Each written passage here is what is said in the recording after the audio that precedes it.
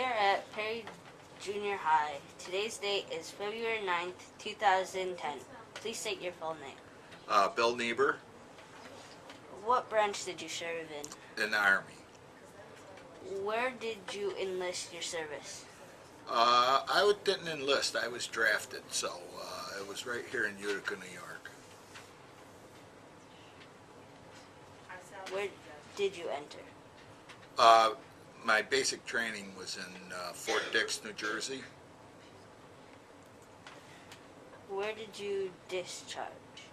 I discharged, I think the paper said out of San Francisco, okay, after I came back from overseas. What was your highest rank? E5, or Specialist 5. Where were your unit/ship? To Vietnam.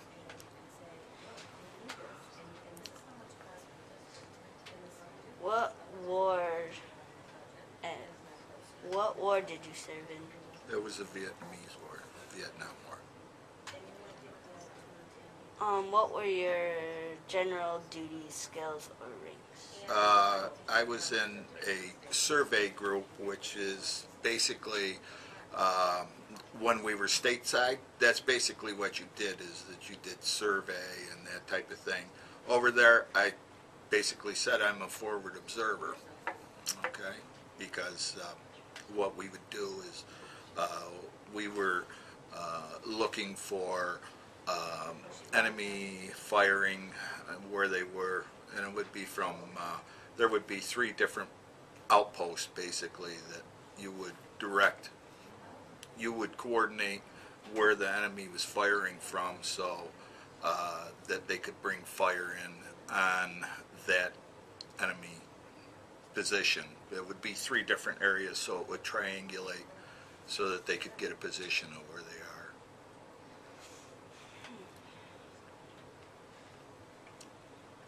Did you have any combat service? I guess I have to say I have combat service, but I never really had a position where I was directly in line with the enemy. I was not a foot soldier, let's put it that way. Did you receive any injuries, wounds, or illness?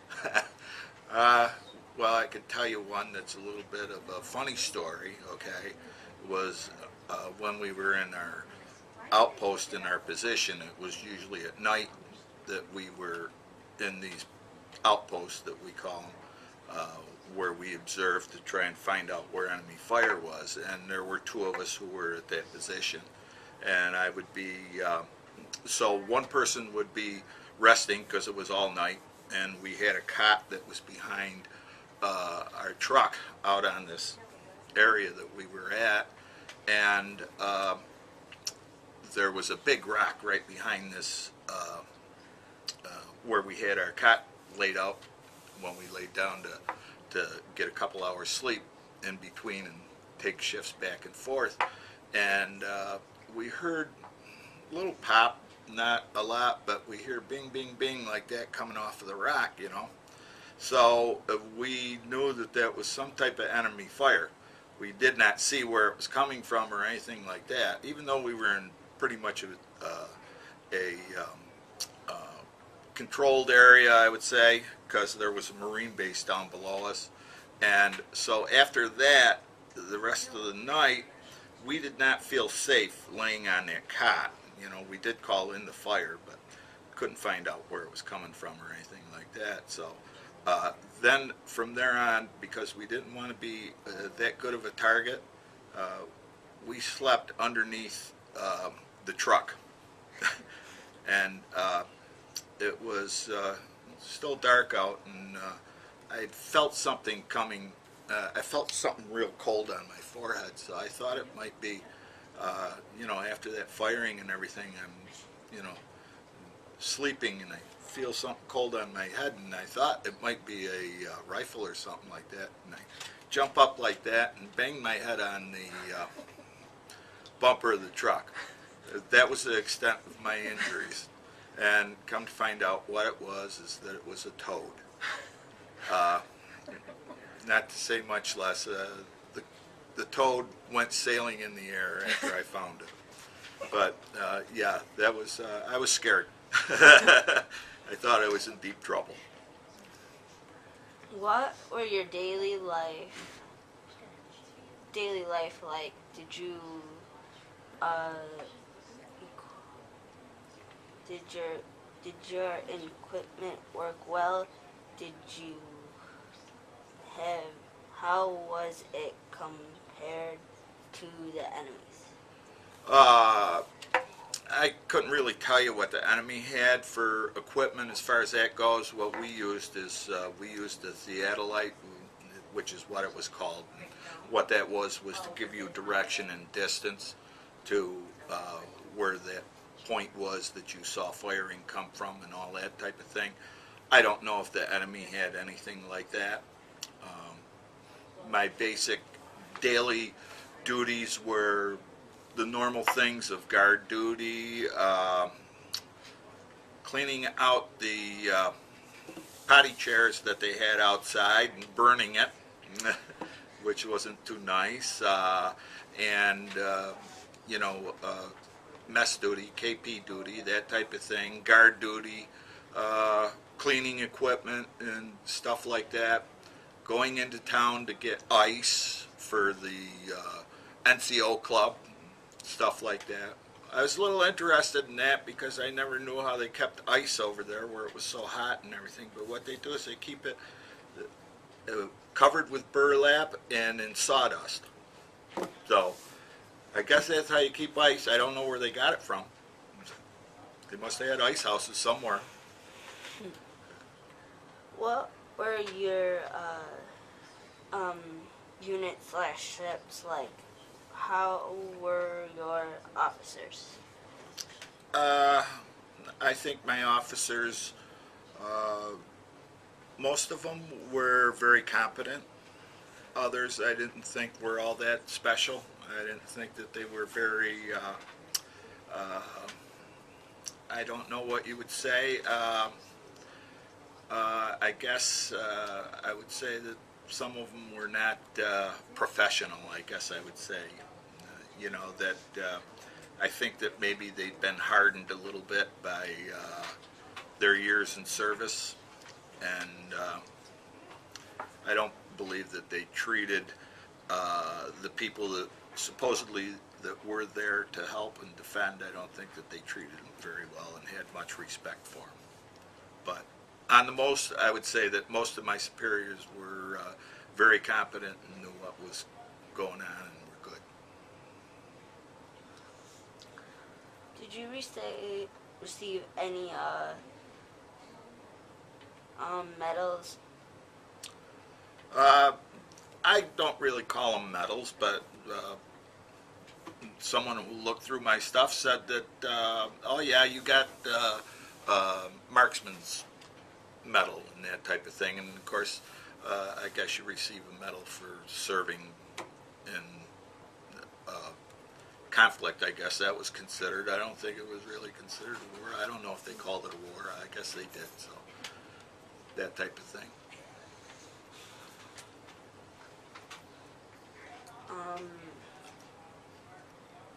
What person or persons will you remember the best for your service and why? Just mostly, the guys who were in my unit who were basically the same rank as me.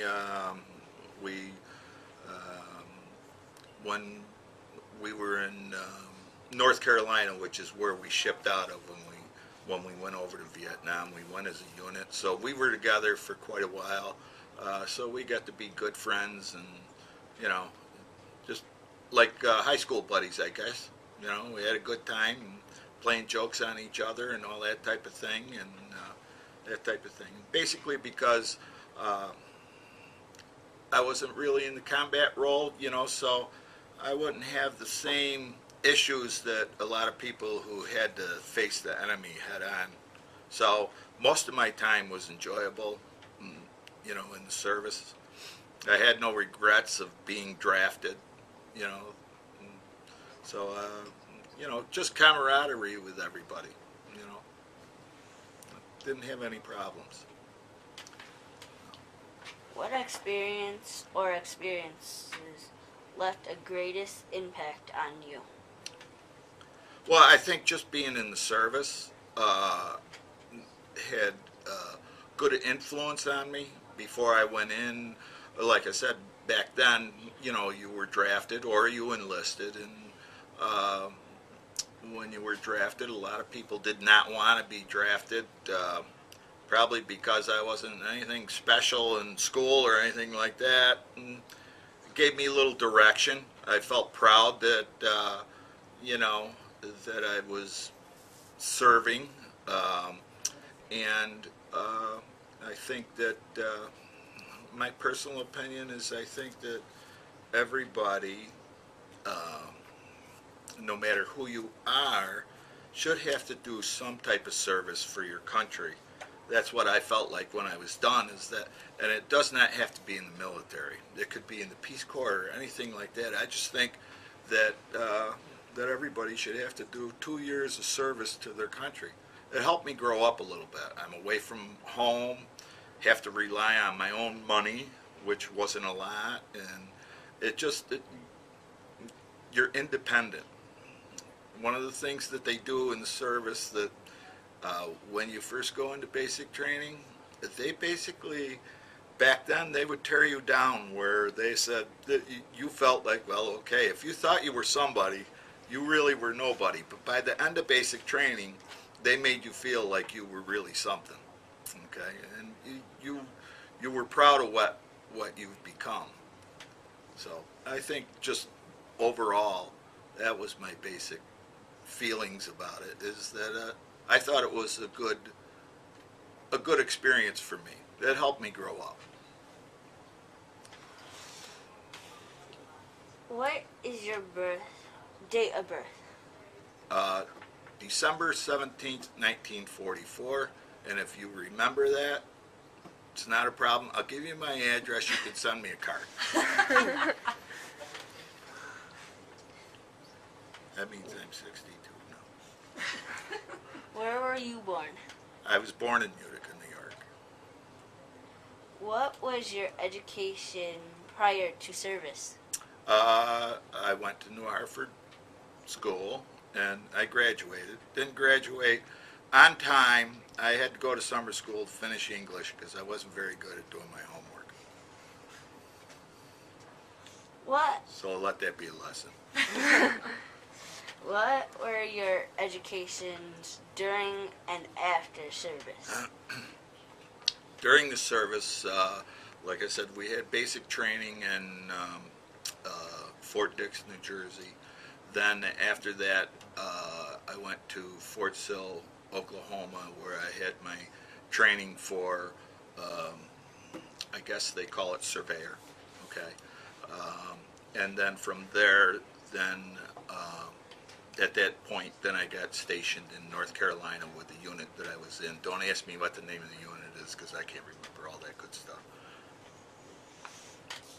And then when I got out of the service, then I went into the carpentry business, and that's been what I've been doing ever since.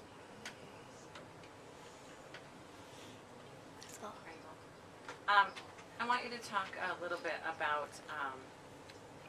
daily life and basic training. Daily life and basic training. Well, the first thing when I got to basic training, you're expecting, you don't know what to expect.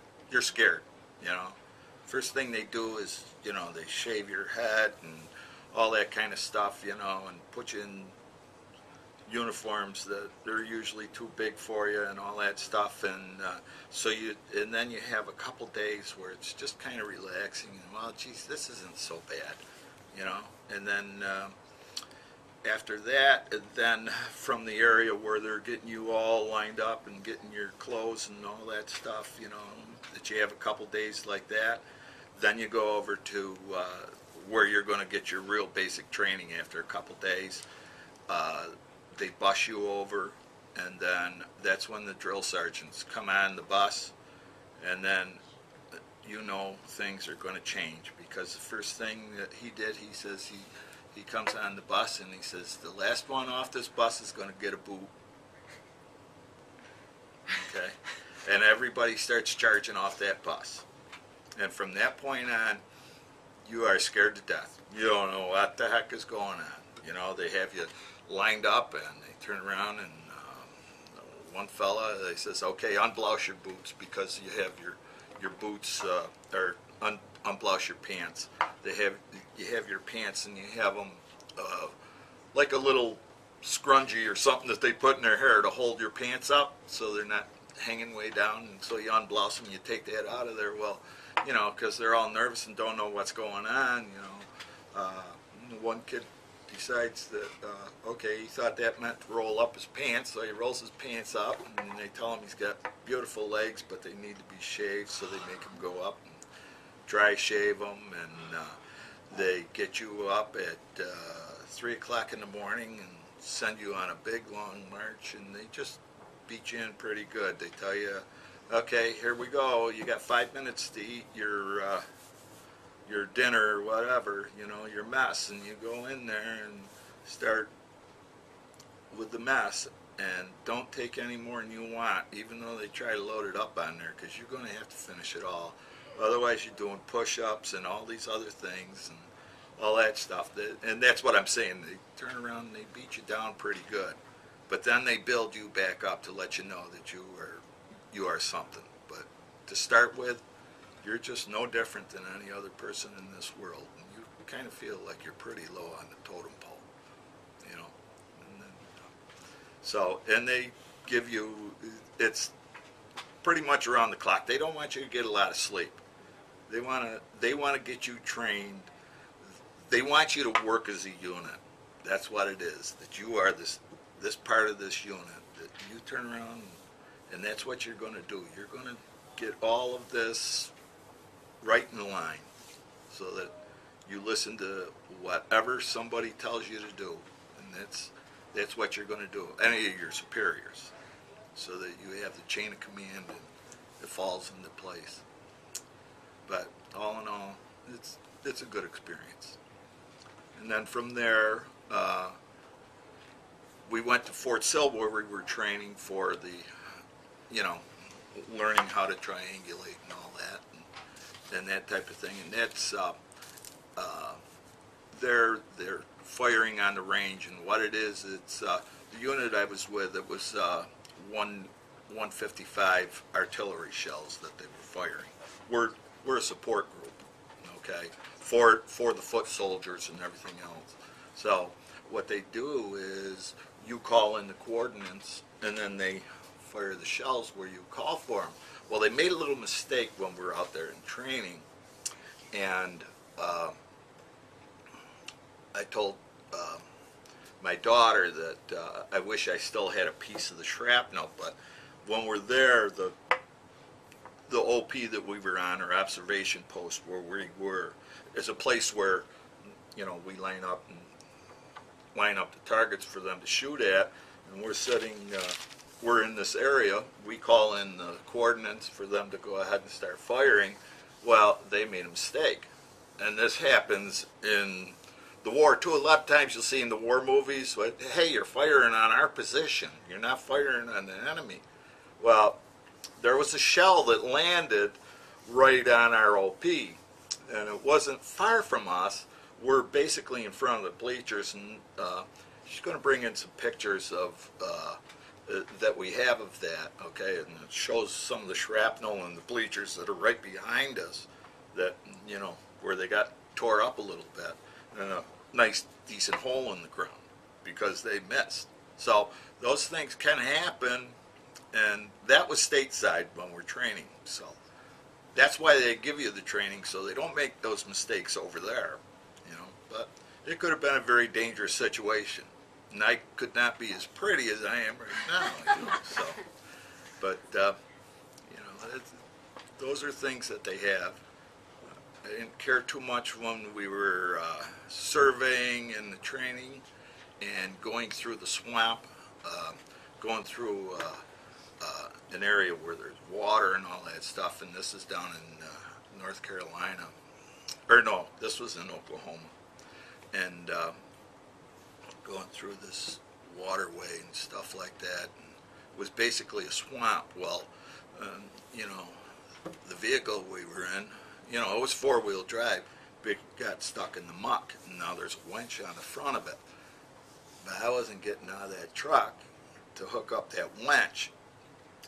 We radioed in for somebody to come tow us out, because I looked down there and I see these water moccasins swimming all over, so I wasn't getting out. I don't like snakes anyway, you know.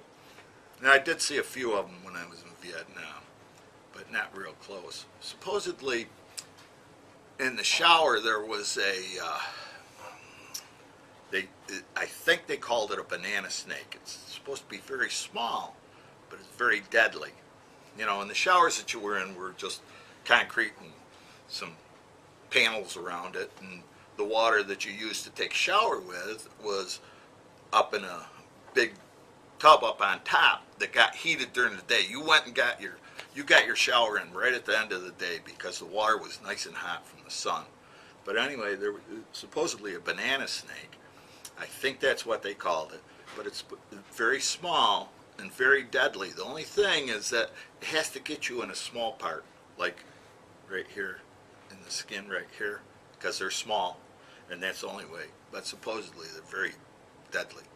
I didn't see it, but I heard that there was one in the shower, and I did see one when I was on guard duty. And I was done like, you know, 10 o'clock in the morning. Someone else was coming on. I didn't leave because I saw a big snake down at the bottom of the tower, so I stayed right up there. But most of my time over there, like I said, I was in protected areas. Did not see actual combat. Did see some problems with combat, you know, from other, you know, that where helicopters had fallen into an ammo dump, you know, right on the base, and or they hit a guide wire and stuff like that, you know, where they crashed and people got killed. I did not see any of my friends get killed when I was there. I did hear that after I left, shortly after I left, they overran our base in one of the Teta fences there, okay? And I did hear that a few of them had been killed then, but I did not see anything like that, okay? Never really got shelled. My only experience getting shot at was when I had that problem with the toad, so, Well, and when I was home. when you were home? Oh, yeah. Yeah. Two things. We never asked you where you were in Vietnam. In Chulai. Okay. Chulai. It was a base that was up on a hill a little bit, and like I said, it was protected right around us. There was a air base right next to us that the jets were taking off from all the time, heading north, going in, bombing in the north, and that type of thing. So it was a protected area, pretty much. I want to talk about the marksman. You obviously were good with a gun, but you did not have any experience with that prior to being in the Army. No. And when I was in, before we got shipped out as a whole unit. Actually, see, because I was less than a year, I wouldn't have gone over to Vietnam except the whole unit shipped out. That whole unit that we had shipped out. So when I was in stateside in North Carolina, they put me on a rifle team. Okay, and with a rifle team, that was nice because basically all we did, and the rifle team is you would go against. It was a competition thing. Never got to do any of the competition because we shipped out, but it's a competition thing where you go in and you go against other groups, the Marines and everything like that. It's target shooting. Okay, I don't think I would have been very good if there was a person on the other end of that sight, but I must have been pretty good at shooting it for them to put me on the team. But it was nice duty because we would go in the morning and go out to the firing range and all that. And with that, you've got your rifle locked right in. It's all locked in. Like you see, some of the sports where there's skeet shooting and stuff like that.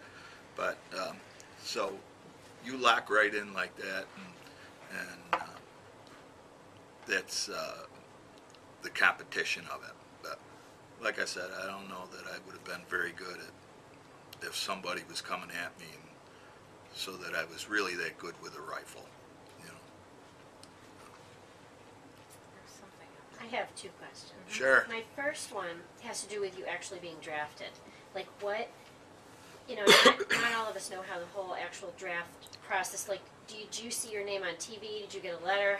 Or your number on TV? No, or how did it happen? No, what it was is back then when you turned 18, you had to go in and you had to register. Okay, and I think you still may have to do that, correct?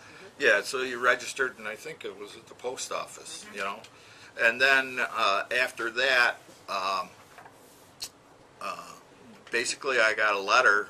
I don't even know when I went in, how old I was, but anyway, it wasn't too long after that, that I got a letter and says, okay, report here, for your physical and this and that, and then I guess I was physically fit enough to go,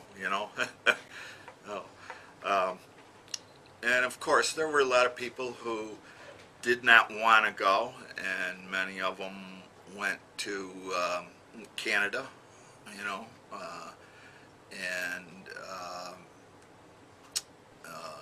and at that time I also think farmers might have been exempt. I'm not positive about that, but I think that, and if you were the only surviving son, I don't think that you were drafted. And also, if you were going on with school, you weren't going to be drafted. So a lot of people went into college and all that stuff just to stay away from the draft. So, So were you they in didn't. the earlier part of Vietnam then? Yeah. No, well, no, I guess it was. I guess it was You were born after a in, couple years. you were born in 44, right? Yeah, 44. I was So- 44. Was it 62 then you would have I been think drafted? I think it was shortly after 62. What did we say? I wish I could When did we get married? remember. 67. So 65. Probably in 65 is when I got drafted. Okay, Yeah, Okay. probably in 65 is I when was I trying was to figure drafted. that which out. is like You got the right, papers on Yeah. that. right in you the know. middle. And I will say that, and when, basically when I came back,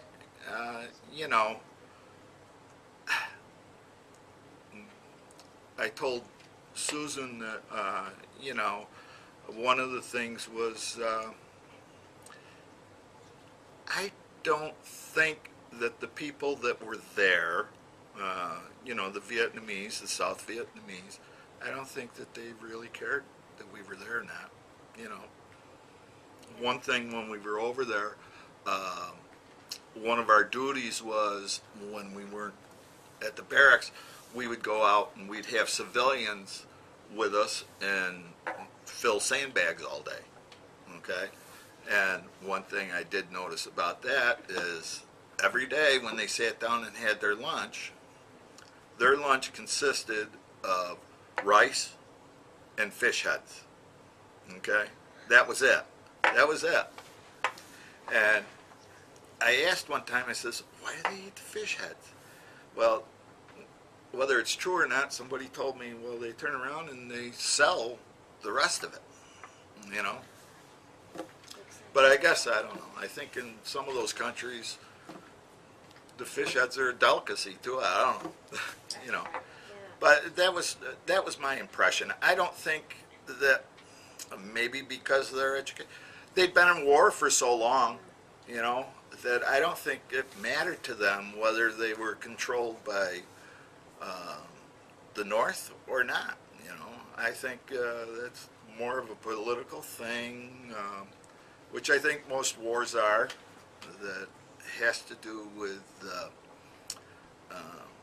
has to do more with the politics part of it, and I don't think they really cared. They just wanted to keep their rice fields and be able to do their thing.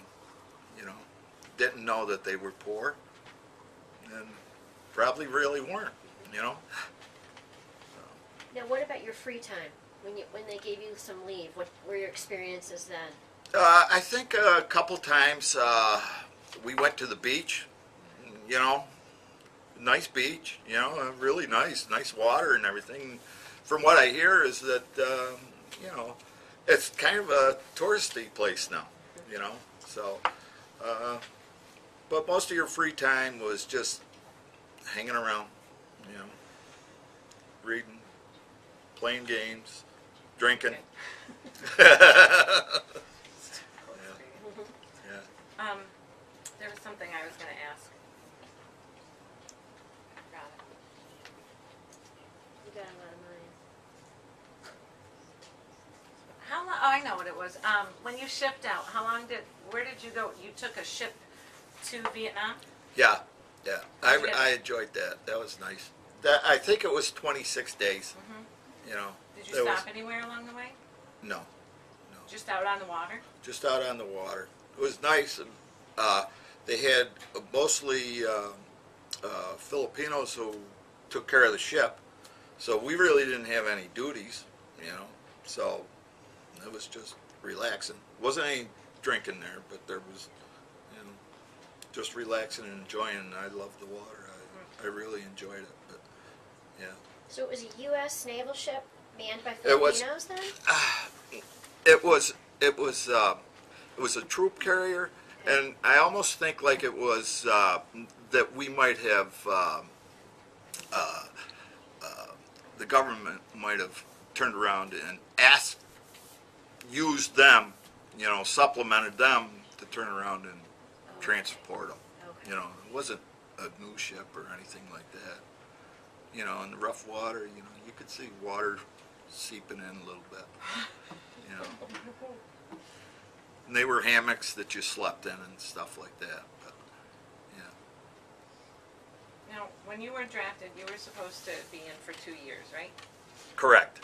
And you were stateside for over a year, which is why you said you were under a year for Vietnam. Correct. And they But only the whole unit went, and that's the reason. So you had under a year served in Vietnam, Correct.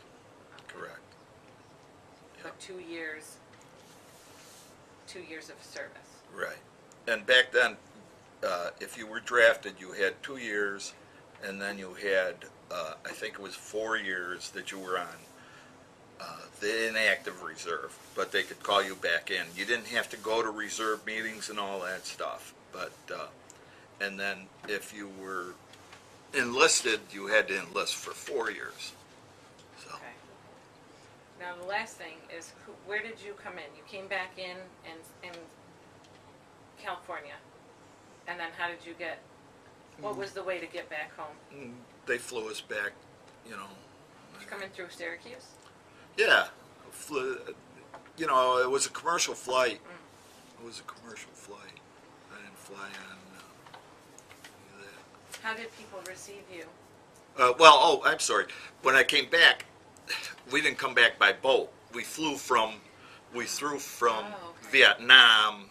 I think we went to the Philippines and then to San Francisco. I was discharged in San Francisco. How did everybody receive you? Like how, I mean, everybody talks about the controversy of the war, and I mean, how did the United States, how did the Americans receive you when you guys got back? I don't feel that I wasn't heckled or anything like that. I don't think that one thing I will say is that my father did say after I got back, he says, I didn't want to say anything while you were there. He says, I didn't think that it was right, you know. So, but I think that was, I didn't feel animosity because people felt that it was stupid to send our people over there to die and this and that and all that stuff, and why were we fighting it? And like I said, the war had gone on forever and ever. And I guess maybe the reason why is I didn't feel that the people really cared either, you know, so.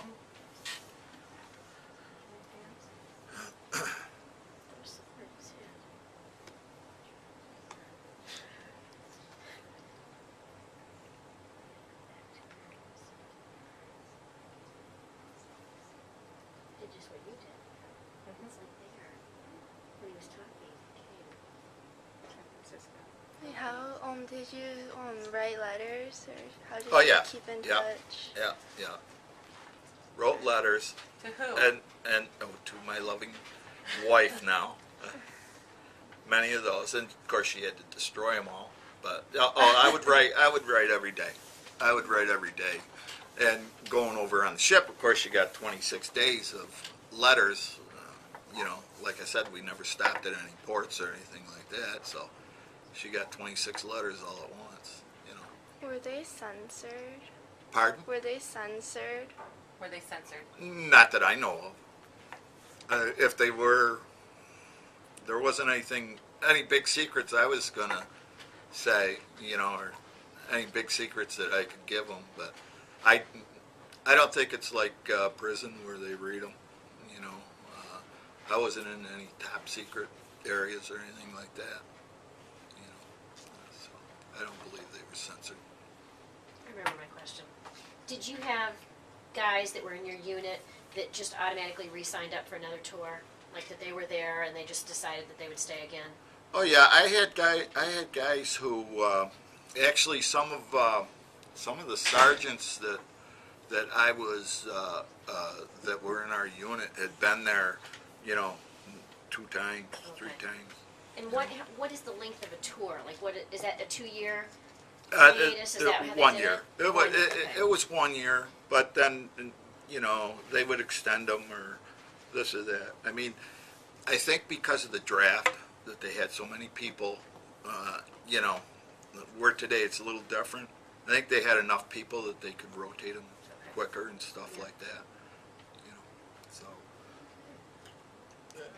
yeah, there were a lot of people who signed back up. And, you know, when it's not wartime, you know, it's good service, it's good duty, you know, good pay, good help with education and stuff like that if you want to continue when you're done, you know. But wartime makes a difference, you know. And I understand that. But I was young, and for some reason, you know, you feel you're invincible anyway. Nothing going to happen to me. But so. How did your family feel about you being drafted? Well, like I said, David was drafted,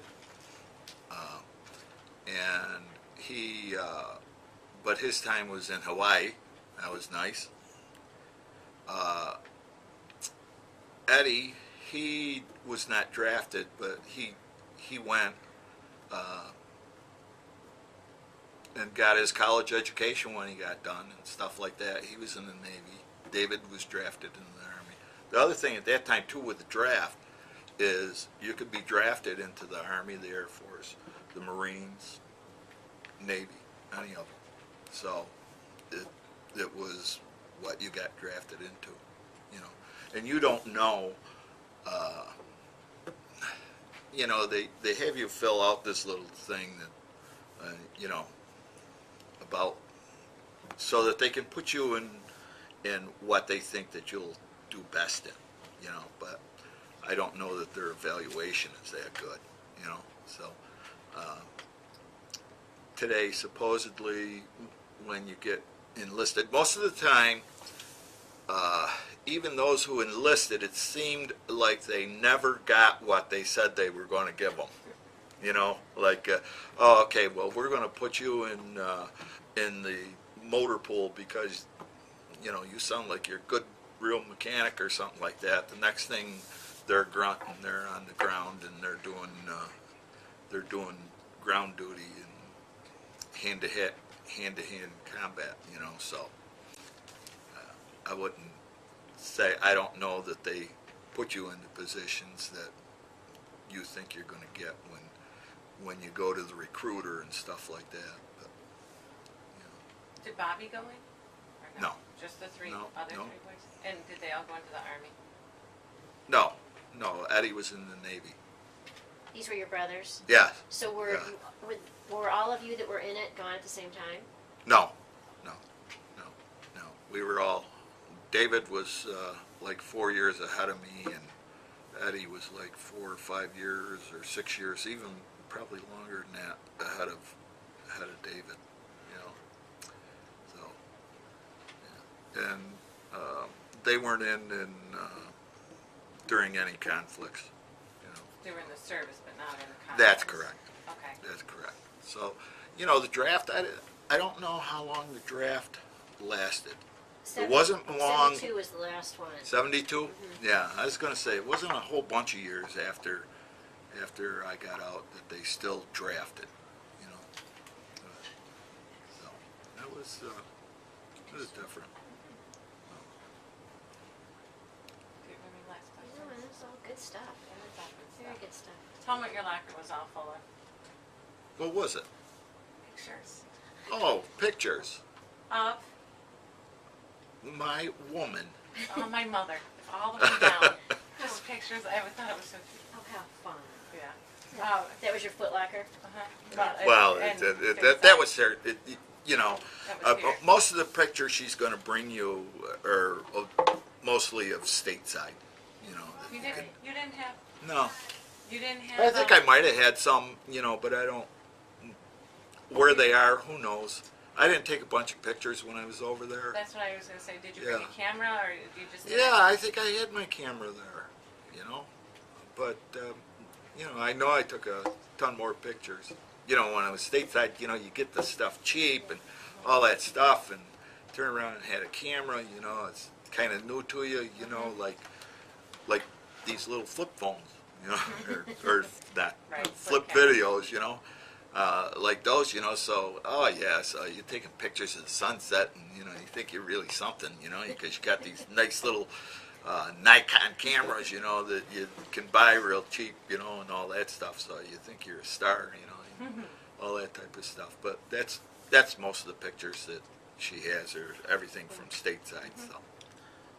Yeah. And them censoring the letters, they were only love letters, that's all, you know, and probably the same thing over and over. You know.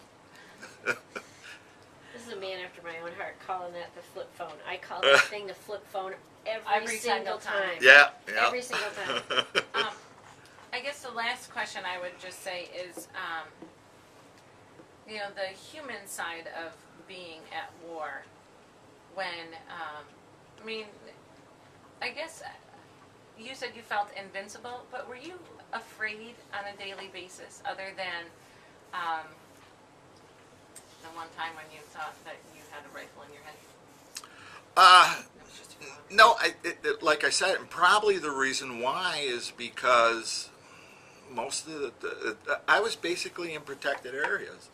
You know, I had that one incident that, and this is something that you can understand where these things happen. Is it was like 20 miles going from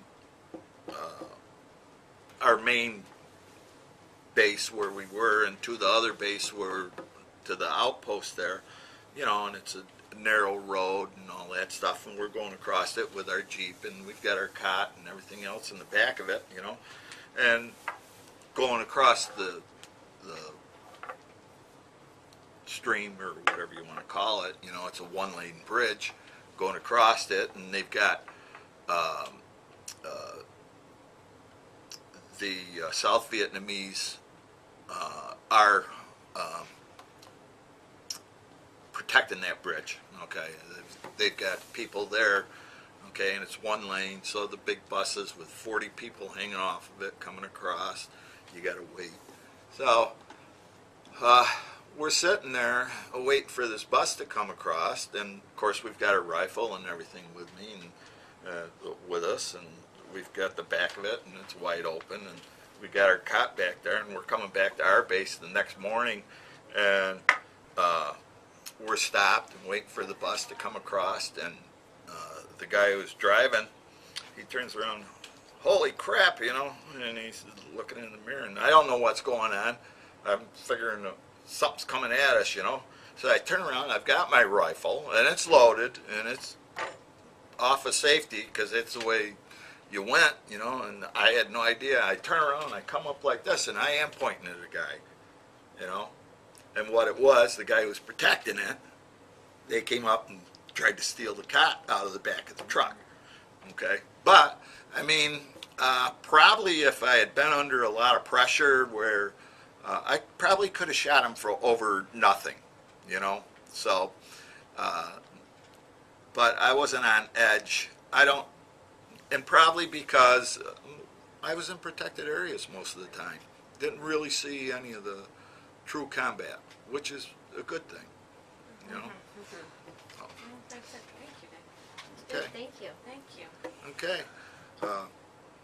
Not a real exciting war veteran, you know. It's very No, exciting. it is good to hear all this stuff, because that's, you know, I mean, we all, you know, people want to talk to all the people that have been and all that, but it's good to know the behind the scenes. Yeah. I like that stuff.